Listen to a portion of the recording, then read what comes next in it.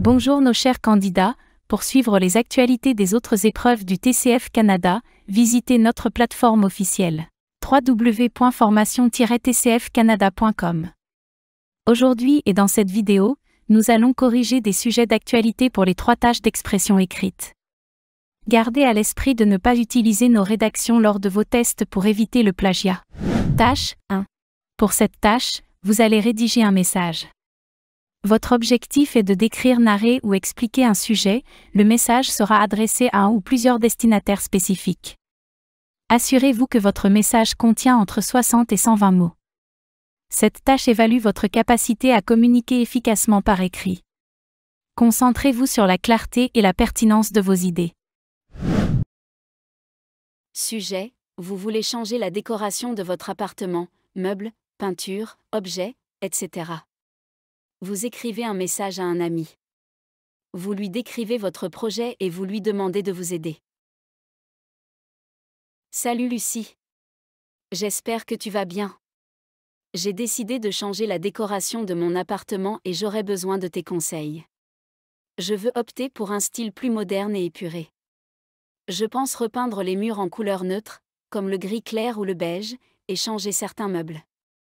Par exemple, je voudrais une nouvelle table à manger, un canapé plus confortable et des étagères pratiques pour gagner de l'espace.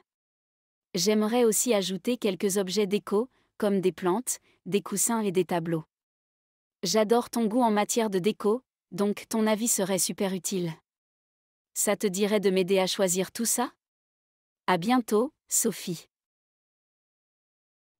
La tâche 2 consiste à rédiger un article ou une lettre destinée cette fois-ci à plusieurs destinataires pour faire un compte-rendu d'une expérience ou d'un récit. Ces comptes rendus et récits seront accompagnés de commentaires d'opinion, de descriptions ou d'arguments en fonction de l'objectif demandé. Le candidat doit veiller à ce que son texte contient un minimum de 120 mots et un maximum de 150 mots. Cette tâche évalue la capacité du candidat à transmettre efficacement des informations, des opinions ou des arguments par écrit tout en respectant des exigences spécifiques. Sujet: école de musique. Cours gratuits, concerts, jeux. Rendez-vous vendredi, à partir de 9h. Vous avez participé à cet événement. Vous écrivez à vos amis pour raconter votre expérience et vous donner votre opinion sur cette journée. Salut les amis, je voulais vous raconter ma super expérience à l'événement organisé par l'école de musique ce vendredi. C'était vraiment génial. Dès 9h, on a eu droit à des cours de musique gratuits, animés par des profs passionnés. J'ai même essayé un instrument que je n'avais jamais joué, c'était vraiment fun. Ensuite, il y a eu des concerts de différents groupes, et l'ambiance était incroyable. Les musiciens étaient très talentueux et le public a adoré. Ce que j'ai particulièrement aimé, c'est que l'on pouvait participer à des jeux musicaux interactifs. C'était à la fois ludique et éducatif. Franchement, c'était une journée enrichissante et très agréable. Si vous en avez l'occasion l'année prochaine, je vous conseille vivement d'y aller. À bientôt, Ayoub. La tâche 3 implique d'écrire un texte qui compare 2 points de vue opposés tels que présentés dans 2 documents courts et simples d'environ 80 mots chacun. Ensuite, le candidat doit prendre position sur le thème abordé dans les 2 documents. Le nombre de mots attendus est d'un minimum de 120 mots et un maximum de 180 mots. D'abord, on fournit 2 documents présentant 2 opinions sur une réalité spécifique, puis on demande au candidat d'écrire un court article. Cet article devrait comporter une première partie de 40 à 60 mots résumant les points de vue présentés dans les 2 documents. Il devrait également inclure une deuxième partie de 80 à 120 mots maximum exprimant le propre point de vue du candidat sur le sujet discuté dans les 2 documents.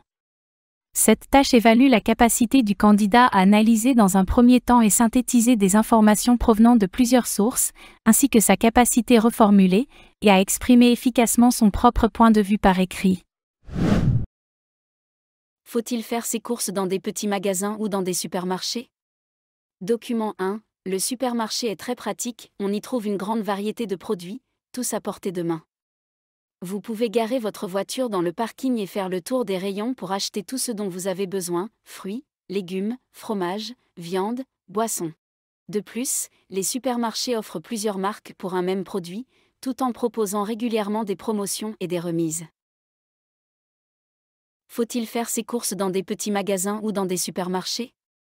Document 2, Association pour la sauvegarde des petits commerces, le défi « Février sans supermarché » a été créé pour limiter la superpuissance des supermarchés, par conséquent, permettre aux petits commerces de survivre et de réaliser des chiffres d'affaires plus conséquents.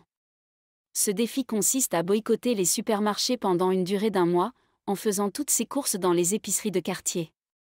Le client aura tout à gagner, il bénéficiera non seulement de produits frais de meilleure qualité, mais aura également l'opportunité de papoter avec les voisins. Faut-il faire ses courses dans des petits magasins ou dans des supermarchés? Faire ses courses est une activité essentielle du quotidien. D'un côté, les supermarchés offrent une grande variété de produits et des prix attractifs grâce aux promotions. Cependant, les petits commerces, eux, privilégient des produits frais et de qualité, tout en soutenant l'économie locale et permettant des échanges plus humains. À mon avis, faire ses courses dans des petits magasins est souvent plus avantageux, même si les supermarchés restent pratiques. Les produits frais et locaux, souvent de meilleure qualité, sont un argument fort en faveur des commerces de quartier. De plus, en choisissant ces magasins, on soutient les petits entrepreneurs et l'économie locale, ce qui est important dans un contexte où les grandes surfaces prennent une place de plus en plus dominante. Par exemple, acheter du pain ou des légumes dans une boulangerie ou une épicerie de quartier garantit non seulement des produits plus savoureux, mais permet aussi de renforcer le lien social avec les commerçants et les voisins. Toutefois, pour des achats de grande quantité, les supermarchés restent incontournables.